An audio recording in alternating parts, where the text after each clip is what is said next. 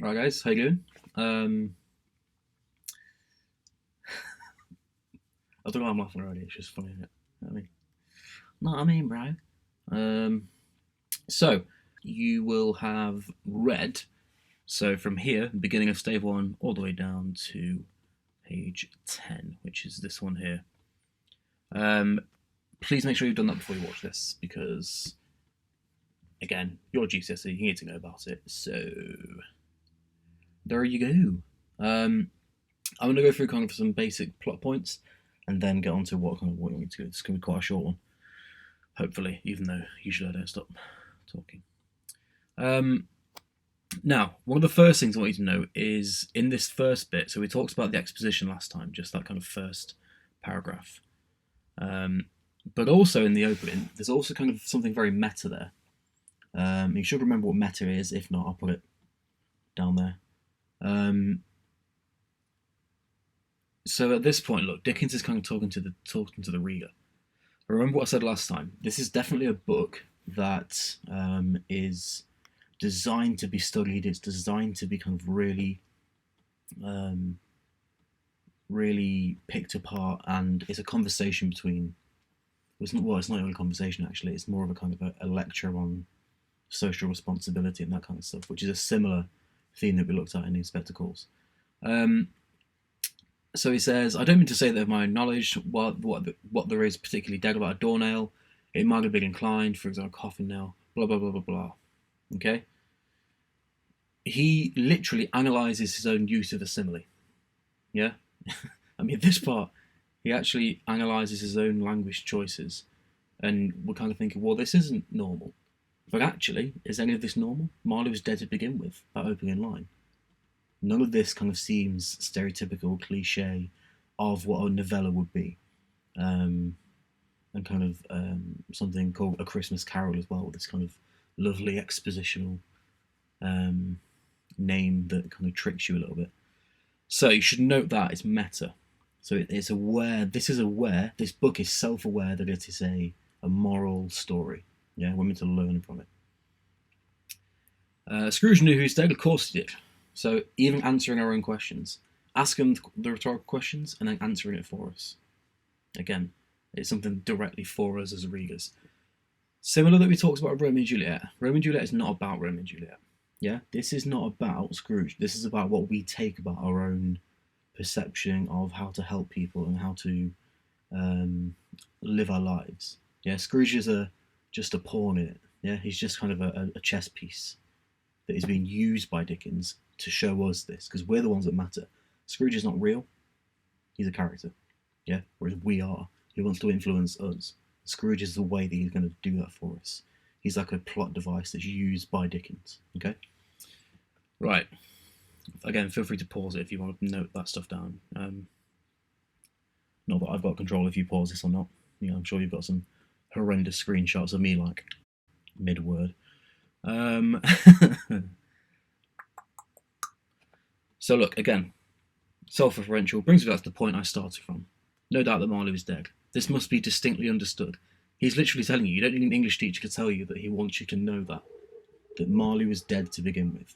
Yeah? And obviously we know we've got some kind of element of foreshadowing there that he's going to come back and make an appearance at some point. We learn at this point that he is tight-fisted and he is not a generous man, basically, Scrooge. Okay? Scrooge never painted out old Marley's name. And, well, they're money lenders. They're like kind of Wonga nowadays kind of thing, where they charge insane interest after. And old Marley has been dead for quite some time. He never painted out the name, so it still says Scrooge and Marley, look. There it stood, years afterwards, above the warehouse door, Scrooge and Marley. The firm was known as Scrooge and Marley. Sometimes people new to the business called Scrooge, and sometimes Marley. But he answered to both names. It was all the same to him. Yeah, individual does not matter to him at this point. That's an important point. Okay, he's not bothered about the fact that he is an individual. Oh, I'm not Marley. That's my dead friend. Don't mix us up. It doesn't matter because it's all about the Wonga. He's the Jabba of the Hutt, basically, of Victorian London. In no way is he Jabba the Hutt, but I just want to get a Star Wars reference in there. Oh, I'm wearing a Star Wars shirt as well. A tight-fisted hand at the grindstone. Really good quote, that one. You might want to get that one down and note that one. A squeezing, wrenching, grasping, scraping, clutching, covetous old sinner. Again, another brilliant quote there. And you should know what these all are because of that ing. What's that, kids? You're right. I hate myself. What am I doing? So we've got those there. And what kind of list is that as well? You should know. A covetous old sinner. So the idea of sin should link into our context. Okay, coveting. Yeah, thou shalt not covet thy neighbour, or whatever the commandment is. I can't remember word for word. Hard and sharp as flint as well. So that's a really good quote to remember, because there is no hierarchy of quotes. Remember, you don't get better marks for talking about a random quote that no one's ever mentioned before. The examiners don't care. It's about the point you make behind it, not how rare or unique your quote is. Okay? Right. Solitary as an oyster, another one. Really key one that people talk about all the time. Oysters. You might look into how they grow, what they are, what they do, how they are solitary, how they are isolated. Solitary meaning what? Welcome. One. This one is one of my favourite quotes from this entire novella.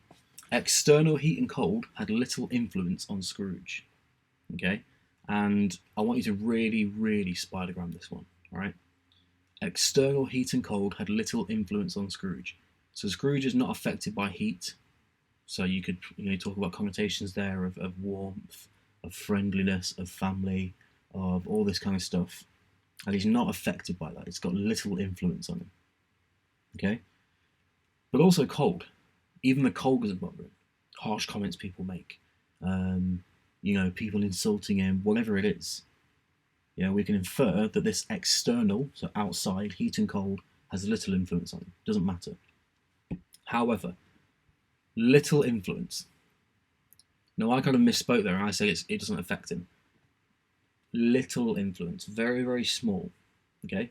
This story is pointless if Scrooge can't change. Okay? The reason he's presenting as such an awful guy and kind of the worst of the worst is because, spoiler alert, he changes. Yeah? He changes his ways. And if he can do it, so can you. Yeah? That's kind of the general idea of what Dickens wanted to kind of portray. So there's little influence. There is some there. Yeah? It's probably as small as I am tall, but it is there. Yeah? So that's your first task. I'm sure you've seen. And you should be annotating as you're reading along in your books, or if you've got your own copy of Christmas Carol, do it in there instead. 1, 2, and 3. 2 and 3 are the kind of the main ones I want you to think about. Right, then this is one of the first kind of big paragraphs I want to look at. Okay, there's a bit of irony here, structural feature. Once upon a time. Oh, that's nice. I'm going to hear a little story. Sit round, kids. Yay! Oh wait, no. It's going to be all dark. It's going to be horrible. Got dark, pathetic fallacy imagery. A bit of an irony there. He tricks you again. And we've already seen that in the title, Christmas Carol, and Marley Was Dead to Begin With. Again, tricking the reader, making them have a different expectation of what is really going to be happening. So we are seeing a pattern, and we know how much we love patterns. So with this one, think about the structural features that are used and how effective they are, especially the irony. Okay, why is the irony used? What effect does that create? Okay.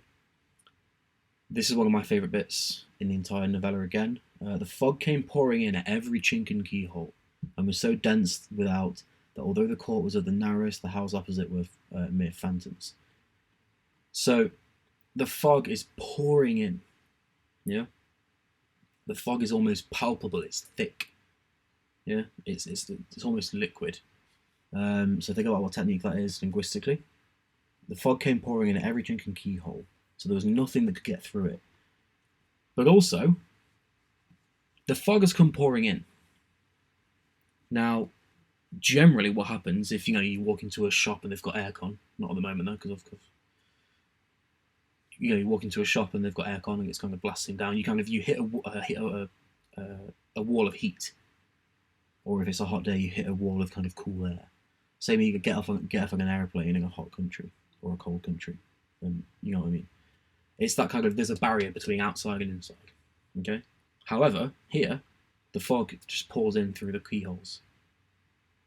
So, wintry, freezing cold London is just as cold as Scrooge's kind of workplace and his counting house. Okay, think about why that is. Right. Sorry. Yeah. Here we go. So this is when Scrooge's nephew comes in. Good old Fred, and a Merry Christmas, Uncle. God save you, and he's all lovely and happy, crying a cheerful voice. One of the things you might want to note about this as well is that cried a cheerful voice. Oh, that's nice, said Scrooge. A lack of emotion, a disconnect from other people, socially isolated. Okay, right. Now I've met some people who don't like Christmas music. They kind of get a bit annoyed of hearing Last Christmas in October. That's one level. This guy is at a whole kind of different level, don't you think? And he's pretty neggy about the whole thing, pretty negative, and he uses some pretty dark semantic fields there. It starts out with being about money and you're all just idiots, and then it ends with you should be boiled and buried with a stake of holly through your heart, which is pretty violent, don't you think? So this is what I've got for you. I want you to think about how Dickens' choice of language is being used for his rant on Christmas, okay? So I've even started you off up here, look. Throughout the dialogue between Scrooge and his nephew, Dickens highlights their juxtaposing attitudes towards Christmas. Straight away, I've got terminology in there, okay? You also make sure, talking about things being Dickens' choice, you remember we talked about this with Shakespeare, that everything is Shakespeare's choice. Yeah? These are Dickens' choices. This is specifically Dickens' choices, and you want to make sure you are kind of referring to it in that way. However, Dickens uses Scrooge to respond bitterly and emphasises his tight-fisted attitudes by, and so on. Okay? So, this is going to be your first kind of little assessed piece. So all I want you to do is I want you to write this up. I just want to send you a photo to me. All right? It can be on show my homework. It can be on email. It can be via pigeon. It could be Morse code, binary. Don't really care as long as I actually get to see it and see that you've had a real go at this. Okay? That should be everything for that. If there are any questions, do let me know. And on a final point, there are some Year 10 classes that are going through Romeo and Juliet first, as kind of a bit of a revision thing. I wanted to start this purely because I think it's going to take longer doing it this way than if we were in person. So, at the moment, Year 9 are doing Romeo and Juliet as well, and I'm making these kind of videos to them. So if you want as well, on this same channel, you can have a look at the Year 9 videos, so the Romeo and Juliet ones. We've only done like the prologue and Act 1, Scene 1 so far, but if you want to just kind of do a slow bit of revision, listen to those, and kind of remind yourself of the main themes of that, feel free to do that too. Alright, bye.